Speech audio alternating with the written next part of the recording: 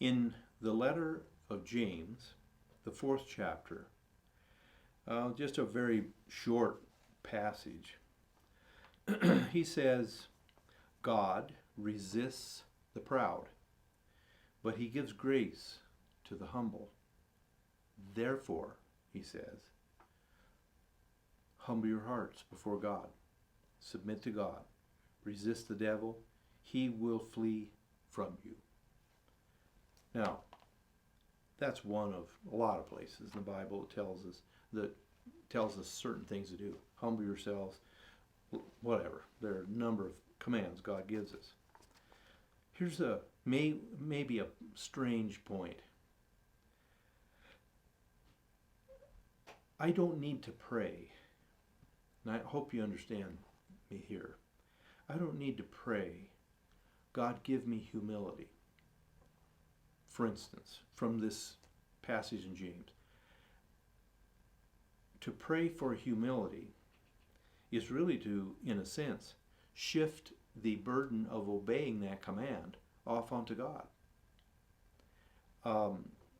It's too easy for us often to ask God to do for us what he told us to do.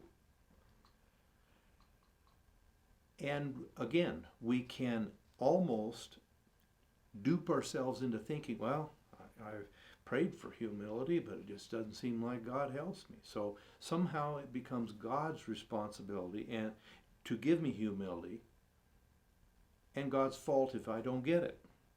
And that can apply to 1,000 other commands that God gives us. I am really then, in proper sense, I'm not to pray and ask God to do for me what he has told me to do. If he told me to do it, we already know he has provided the grace. It is available for me to obey, to do what he tells me to do. Humble yourselves, then, is one of many, many commands. And if I am told to humble myself, but I'm still not humble, it's my fault. I've not followed through on what I'm supposed to do. Obedience, then, is the key to these commands: to humble yourself, to love your neighbor, to forgive those who, Jesus said, despitefully use you. Pray for those who curse you. These are not things I'm to pray about. They're things I'm to do. And I don't want to beat the same drum, but we avoid the responsibility of obedience when we ask God to do what he's told us to do. We're not obeying, actually. Jesus himself, according to Paul, here's a good verse, according to Paul, in Philippians, speaking about Jesus.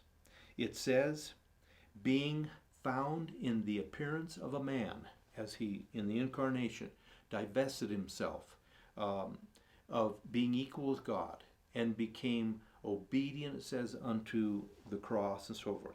It says this, he humbled himself by becoming obedient to the point of death, even death on a cross.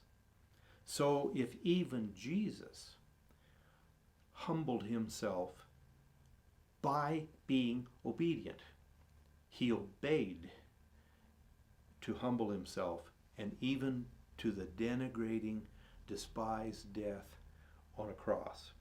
He humbled himself not by praying for humility, but by obeying. So whether, again, it's other commands, love my neighbor, pray for those that despitefully use me, love my wife as Christ loved the church, serve in the kingdom of God, I don't need to pray about those things. I need to do them. There's a little statement that A.W. Tozer made that I've never forgotten. He just simply said this, and it's basically the same thing that I'm saying here in this devotional. Tozer said, commandments are not to just be believed, they are to be obeyed. I can believe that I ought to be humble. I can believe I should love my neighbor.